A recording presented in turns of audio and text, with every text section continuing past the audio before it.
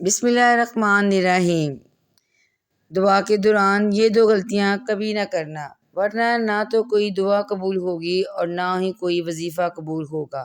محترم ناظرین، آج کی اس ویڈیو میں ہم بات کرنے والے ہیں دعا مانگتے وقت یہ دو غلطیاں کبھی نہ کرنا، ورنہ کوئی دعا قبول نہیں ہوگی۔ تو وہ دو غلطیاں کون کون سی ہیں جن کے کرنے کی وجہ سے دعا قبول نہیں ہوتی، وہ آگے ہم آپ کو اس ویڈیو میں بتائیں گے، اور اس کے ساتھ ساتھ ہم آپ کو یہ بھی بتائیں گے کہ حضرت علی رضی اللہ تعالیٰ عنہ نے فرمایا 3 وقت ایسے ہیں جن میں مانگی گئی دعا اللہ کبھی رد نہیں کرتا، یعنی جو بندہ ان 3 وقتوں میں اپنی حاجت رب کے سامنے رکھتا ہے اور اپنی ضروریات کا سامان اللہ پاک سے مانگتا ہے تو اللہ پاک ان 3 وقتوں میں اس کے ذریعے مانگی گئی ہر دعا کو قبول فرماتے ہیں۔ تو وہ 3 وقت کون سے ہیں جن میں دعا قبول ہوتی ہے، یہ بھی ہم آپ کو آج کی اس ویڈیو میں بتائیں گے۔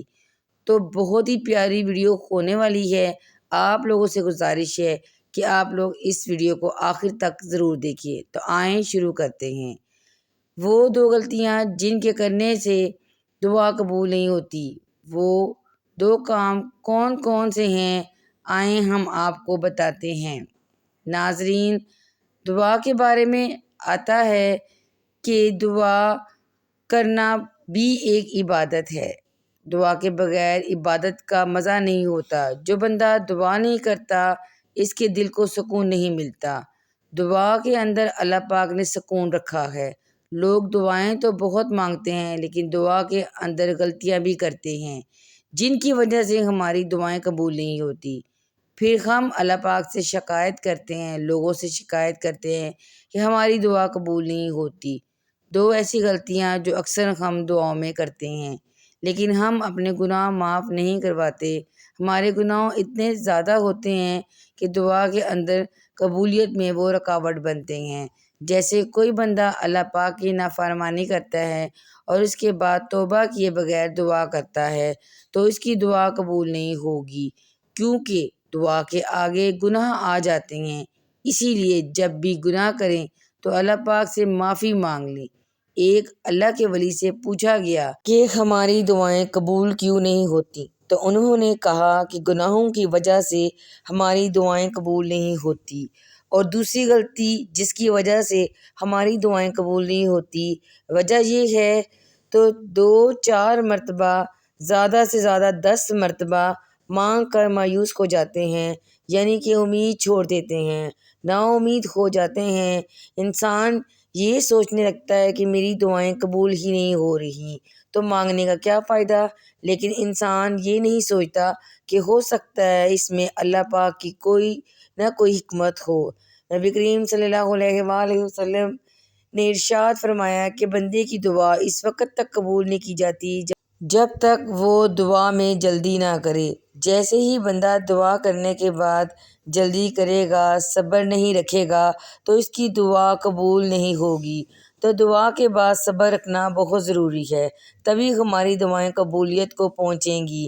اب ہم آپ کو بتاتے ہیں 3 ایسے وقت کے بارے میں جن کے بارے میں حضرت علی رضی اللہ تعالیٰ عنہ نے فرمایا جو بندہ ان 3 وقتوں میں اپنی حاجت اللہ رب العزت کے سامنے رکھتا ہے اور اپنی ضروریات کا سامان اللہ پاک سے مانگتا ہے، چاہے وہ اولاد ہی کیوں نہ مانگے یا مال اور دولت ہی کیوں نہ مانگے، اللہ پاک اس کو یہ 3 وقتوں میں جو وہ مانگتا ہے تو اللہ پاک اس کو ضرور عطا فرماتے ہیں۔ اور دوسری بات، ہم آپ کو ایک ایسا وظیفہ بتائیں گے کہ اگر 11 دن تک رات کو آپ اس وظیفے کو کرتے ہیں تو انشاءاللہ تعالیٰ آپ کی ہر حاجت پوری ہوگی اور آپ کے گھر میں خوب خیر و برکت ہوگی۔ اللہ رب العزت کی غیب سے مدد آئے گی، برکت ہی برکت اور رحمت ہی رحمت ہوتی ہے۔ تو یہ 3 وقت کون سے ہیں؟ ایک شخص حضرت علی رضی اللہ تعالیٰ عنہ کی خدمت میں آیا اور کہنے لگا، یا علی، وہ کون سا وقت ہے کہ جب بھی میں دعا مانگ لوں فوراً قبول ہو جائے؟ تو حضرت علی رضی اللہ تعالیٰ عنہ نے فرمایا، اے شخص، میں نے اللہ کے رسول صلی اللہ علیہ وآلہ وسلم سے سنا ہے کہ 3 موقع ایسے ہوا کرتے ہیں جن میں اللہ اپنے بندوں کی دعائیں رد نہیں کرتا۔ اس بندے نے پوچھا، یا علی وہ کون سے 3 لمحات ہیں؟ تو حضرت علی رضی اللہ تعالیٰ عنہ نے فرمایا، نمبر 1، جب انسان کا جسم کانپنے لگے اور تھر تھرانے لگے، اس وقت مانگی گئی دعا اللہ کبھی رد نہیں کرتا۔ نمبر 2، جب اللہ کا ڈر دل میں بڑھنے لگے، اس وقت بھی انسان اگر کوئی حاجت اللہ رب العزت سے مانگتا ہے، اللہ اس کی حاجت کو ضرور پورا کرتے ہیں۔ اور نمبر 3، جب انسان کی آنکھیں نم ہو جائیں تو اس وقت میں مانگی ہوئی دعا بھی رد نہیں کرتا بلکہ ضرور قبول کرتا ہے۔ اور یاد رکھنا، ان تینوں حالتوں میں انسان کائنات کی جو بھی چیز مانگے گا وہ اسے ضرور ملتی ہے، چاہے وہ صفا مروہ کے برابر سونے چاندی ہی کیوں نہ ہو۔ اب ہم آپ کو ایک ایسا وظیفہ بتائیں گے جس کے کرنے سے آپ مالدار ہو سکتے ہیں اور انشاءاللہ آپ کے گھر میں بہت زیادہ برکت ہوگی۔ وظیفہ یہ ہے، آپ کو 11 دن تک اللہ تعالیٰ کا ایک مبارک نام یا رزاقو، یعنی کہ اے اللہ تعالیٰ میری مالی پریشانی دور کر دے، مجھے زیادہ سے زیادہ روزی دے دے اور حلال روزی دے دے۔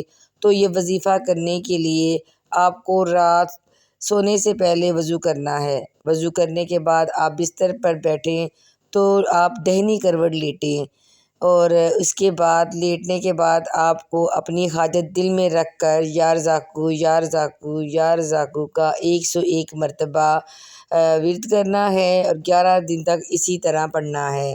ہر رات اسی طریقے سے آپ نے وضو کر کے پڑھنا ہے۔ انشاءاللہ تعالیٰ کچھ ہی دنوں کے اندر آپ کی ہر حاجت پوری ہوگی اور اللہ کی مدد غیب سے آپ کے گھر میں آئے گی۔ اللہ کی رحمت اور برکت آپ کے گھر میں برسنے لگے گی انشاءاللہ تعالیٰ۔ اب ہم آپ کو بتاتے ہیں کہ پیارے نبی حضرت محمد صلی اللہ علیہ وآلہ وسلم نے ارشاد فرمایا، 4 چیزیں انسان کے چہرے کی رونق کو ختم کر دیتی ہیں۔ نبی کریم صلی اللہ علیہ وآلہ وسلم نے فرمایا، جس انسان کی زندگی میں یہ 4 چیزیں آئیں گی تو اس کے چہرے کی رونق چلی جاتی ہے۔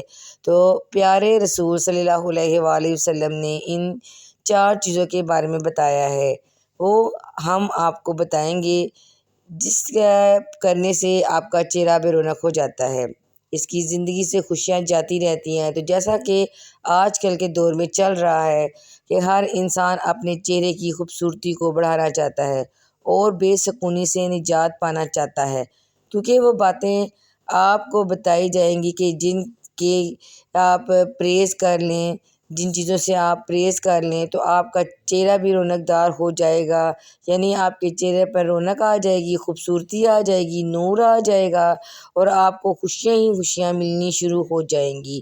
پیارے نبی حضرت محمد مصطفیٰ صلی اللہ علیہ وآلہ وسلم نے ارشاد فرمایا، زنا کرنے سے چہرے کی رونق ختم ہو جاتی ہے۔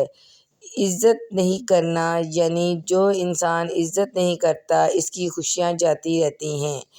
اس کا عزت کرنا بھی کسی معاملے میں یا پھر روزی کے معاملے میں یا کسی معاملے میں جو شخص عزت نہیں کرتا اس کی خوشیاں ختم ہو جاتی ہیں۔ اور فضول کسی بات پر بحث بنائے رکھنا اور کسی غلط کام کو بغیر کسی خوف کے ساتھ کرنا، یہ بھی خوشیوں کو ختم کر دیتا ہے اور چہرے کی رونق کو بھی ختم ہو جاتی ہے۔ اکثر لوگ جب کسی کام کو کرتے ہیں تو ان کے دل میں کسی طرح کا خوف نہیں ہوتا، اسی لیے فرمایا گیا ہے کہ جو کوئی ان 4 چیزوں سے پرہیز کر لے تو اس کی خوشیاں بھی برقرار رہیں گی اور اس کے چہرے کی رونق بھی برقرار رہے گی۔ لہٰذا آپ کو چاہیے کہ آپ کی خوشیاں برقرار رہیں اور چہرے کی رونق بنی رہے۔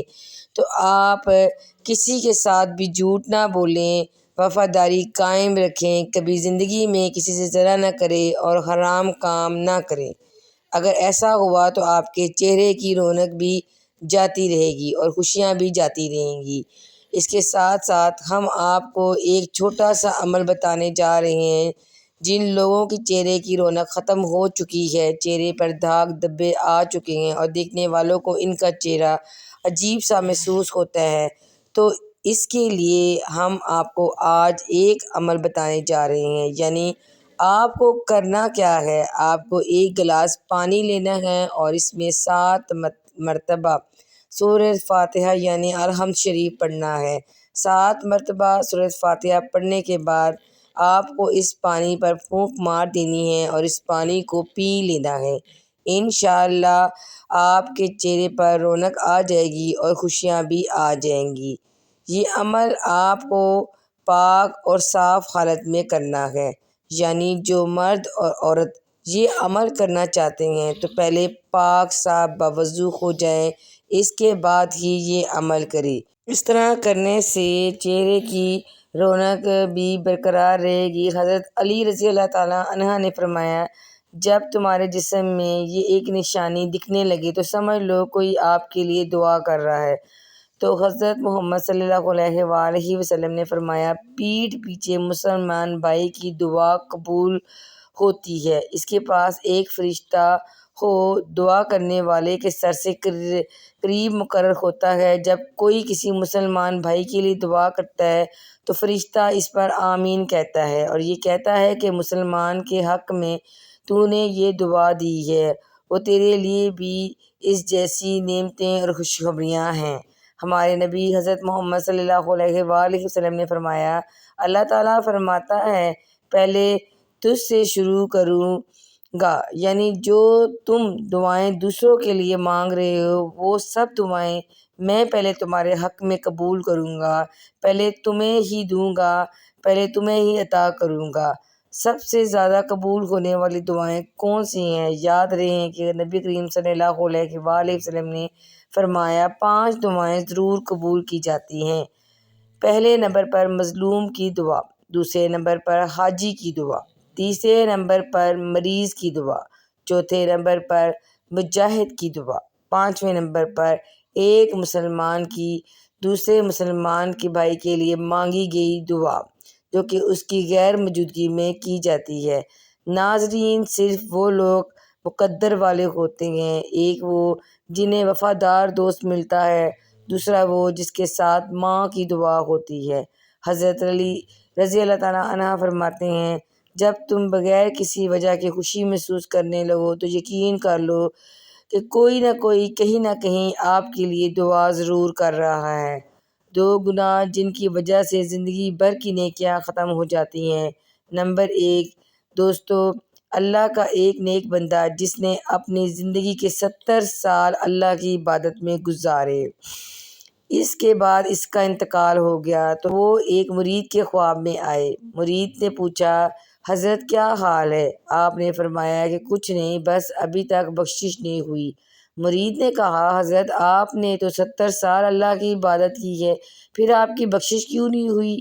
تو آپ نے فرمایا، 70 سال کی عبادت کے بارے میں مجھ سے ابھی تک پوچھا ہی نہیں گیا، میرا معاملہ تو بس ایک بات پر رکا ہوا ہے۔ مرید نے پوچھا، آخر وہ معاملہ کیا ہے؟ تو حضرت نے فرمایا، ایک دفعہ میں اپنے آنگن میں بیٹھا ہوا تھا، تیز دھوپ تھی، پھر اچانک سے بارش ہونے لگی تو میرے منہ سے نکل گیا، اف، یہ بے وقت کی بارش۔ بس اللہ نے مجھ سے پوچھا، وہ بارش بے وقت تک کیسی تھی؟